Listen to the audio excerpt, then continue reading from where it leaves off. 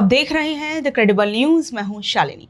कहते हैं जब आग लगती है तो ये नहीं देखती कि घर किसका है। यूपी में जिस बुलडोजर को न्याय का प्रतीक बताया जा रहा था, उसी बुलडोजर ने उस तबके को हिलाकर रख दिया जो खुद कानून की पैरवी करता है। दरअसल यूपी की राजधानी लखनऊ में वकीलों के अवैध चैम्बर पर रविवार की सुबह बुलडोजर चला। सुबह प्रशासन की टीम बुलडोजर लेकर पहुंची तो सैकड़ों की संख्या में वकील जुट गए और नारेबाजी करने लगे। पुलिस ने हटाने की कोशिश की तो वकीलों और वहां मौजूद आसपास के दुकानदारों से तीखी नोकझोंक पुलिस की शुरू हो गई। इस बीच धक्का मुक्की शुरू हुई, नारेबाजी शुरू हुई और पुलिस ने वकीलों और दुकानदारों को वहां से हटाया तो काफी ज्यादा बवाल देखने को मिला। लेकिन सबसे बड़ी बात आप ये देखिए कि जिस जगह ये कार्रवाई होनी थी वहां वकीलों ने एक तरफ सुंदरकांड का आयोजन किया था और दूसरी तरफ वहां पुलिस का बुलडोजर चल रहा था। शायद वकीलों ने भी अपना वकालत वाला दिमाग लगाया होगा और सोचा होगा कि शायद धर्म के नाम पर ही सही सरकार का बुलडोजर रुक जाएगा, लेकिन ऐसा नहीं हुआ। यहां तक कि वहां पर मौजूद एक अधिवक्ता प्रमोद कुमार शुक्ला ने यह आरोप तक लगा दिया कि गेट नंबर 8 के आगे चल रहे अखंड रामायण के पाठ में मौजूद पंडित को भी पुलिस अफसरों ने लाठी मारी, रामायण फेंक दी। यहीं से और ज्यादा बवाल शुरू हो गया। सोचिए, जहां एक तरफ राम मंदिर का निर्माण करने के बाद सरकार अपनी पीठ थपथपाती है, राम मंदिर को लेकर जो है भव्य आयोजन किए जाते हैं और राम मंदिर का महिमा मंडन किया जाता है, वहीं दूसरी ओर आप देखिए जो आरोप वकील लगा रहे हैं कि वहां पर आप देखिए सुंदरकांड का पाठ चल रहा था, वहां पर रामायण फेंक दी जाती है और काफी ज्यादा बवाल होता है।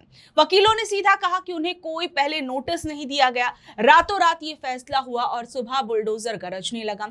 एक वकील तो ये भी कह रहे थे कि ये सब गलत हो रहा है और ये सब कुछ खास लोगों की मिलीभगत के कारण हो रहा है और हमारे वकीलों के बैठने की जगह हटाई जा रही है। और अगर सभी चैम्बर्स को गिराने से पहले हमें कोई दूसरा ऑप्शन दे दिया जाता कि आप इस जगह नहीं किसी और जगह जाकर बैठ जाइए, तो वकील कह रहे कि तब ठीक होता। लेकिन वकील कह रहे कि देखिए, ना ही तो हमें कोई नोटिस दिया गया, ना ही हमें यह बताया गया कि हम कहां और जाकर बैठ सकते हैं। और वकीलों ने सीधा कहा कि जिन 72 चैम्बर्स पर हाईकोर्ट का आदेश था उन्हें छुआ तक नहीं गया, लेकिन जिनके चैम्बर्स पर कोई क्रॉस का निशान नहीं था उन्हें मिट्टी में मिला दिया गया।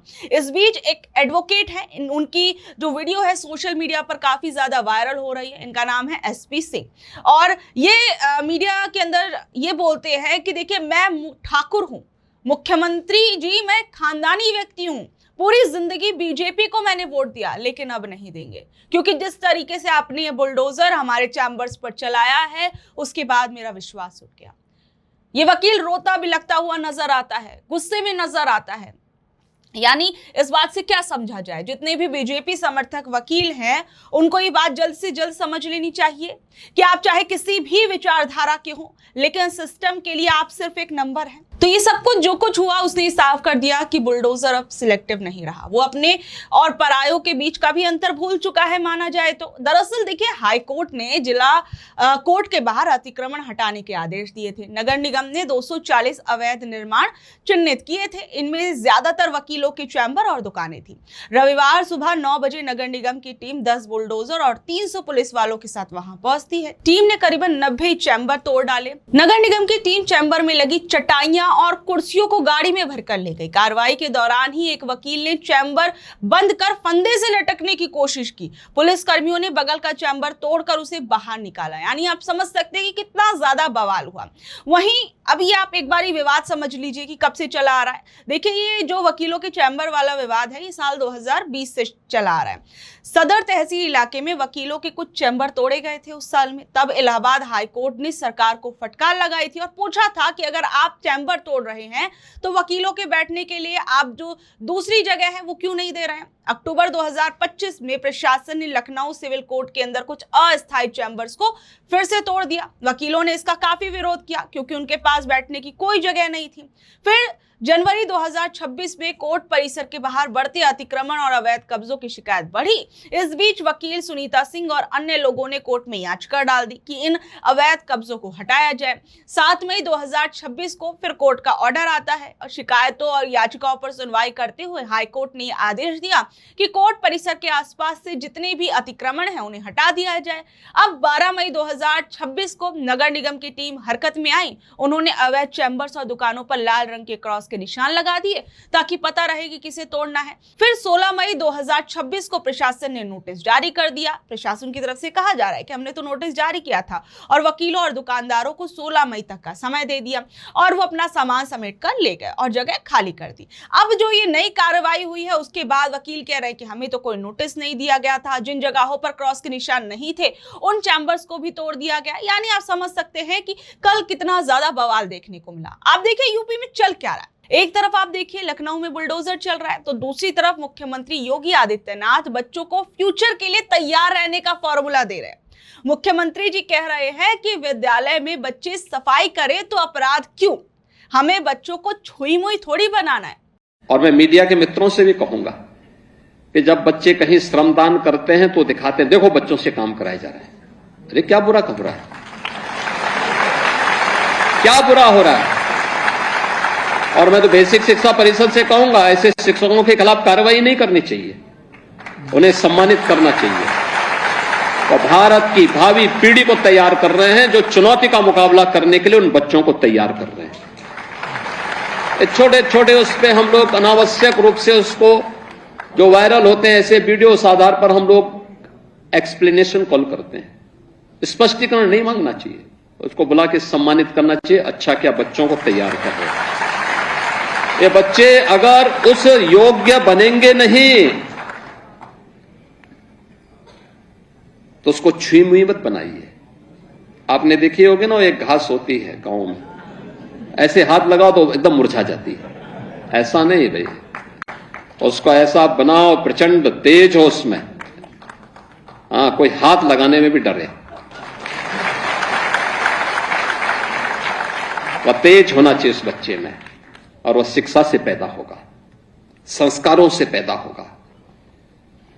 स्वच्छता के प्रति उसे मजबूती के साथ उसके जीवन का हिस्सा बना करके प्रत्येक गुण उसके मन में आने चाहिए। अच्छी बुराई सारी चीजें एक साथ मिलकर के चलेंगी, उसके मन में अच्छे और बुरे का भेद करने की सामर्थ्य विकसित करने की आवश्यकता है। योगी जी से एक सवाल है कि अगर बच्चों को मजबूत बनाना है तो इसमें कोई बुराई नहीं है, लेकिन क्या स्कूलों में सफाई कर्मचारियों की कमी बच्चों से पूरी की जाएगी? और क्या ये जो सफाई अभियान है वाकई में सिर्फ सरकारी स्कूल में ही देखने को मिलेगा या बड़े बड़े प्राइवेट स्कूल्स में भी देखने को मिलेगा? क्या उन अमीर माँ बाप के बच्चे भी स्कूलों के अंदर जाके झाड़ू पोछा लगाएंगे? क्या उन्हें भी मजबूत बनने की यही शिक्षा दी जाएगी? या सिर्फ उन गरीब माँ बाप जो अपने बच्चों को पढ़ने के लिए स्कूल भेज रहे हैं, 2 वक्त की मजदूरी करके कैसे भी अपना पेट काट के अपने बच्चों को पढ़ाने की कोशिश कर रहे हैं, उनका भविष्य उज्जवल बनाने की कोशिश कर रहे हैं, तो क्या वो बच्चे स्कूलों में जाके झाड़ू पोछा करेंगे?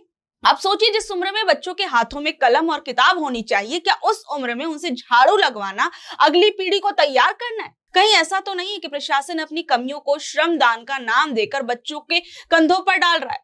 आप देखिए, जहां एक तरफ बच्चों को झाड़ू पोछा करने को लेकर कहा जा रहा है कि ये तो श्रमदान है, योगी जी खुले तौर पर ये बात कह रहे हैं, वहीं दूसरी आप और देखिए यूपी में क्या चल रहा है।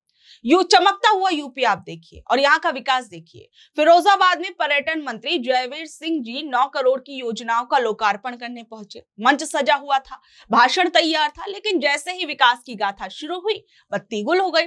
आधे घंटे तक मंत्री जी अंधेरे में बैठे रहे, बैटरी और मोबाइल की लाइट के भरोसे लोकार्पण हुआ। सोचिए, ये हाल तब है जब दावा 24 घंटे बिजली का होता है यूपी के अंदर। जहां 9 करोड़ रुपए के प्रोजेक्ट्स का उद्घाटन हो रहा है, वहां एक जनरेटर तक का इंतजाम नहीं था। आप वीडियो देखिए। इस समय पर्यटन एवं संस्कृति मंत्री माननीय ठाकुर जयवीर सिंह जी प्रोग्राम में हैं और यहाँ लाइट जाने की वजह से ये अंधेरा हो गया है और ये करीब आधे घंटे से लाइट गायब है और ये प्रोग्राम को यहीं अधूरा छोड़कर अपने गंतव्य के लिए रवाना हो रहे हैं।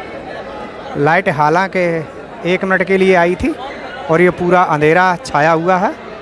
और ये आप देख सकते हैं माननीय मंत्री ये इधर खड़े हैं, अंधेरे की वजह से दिखाई नहीं दे रहे हैं।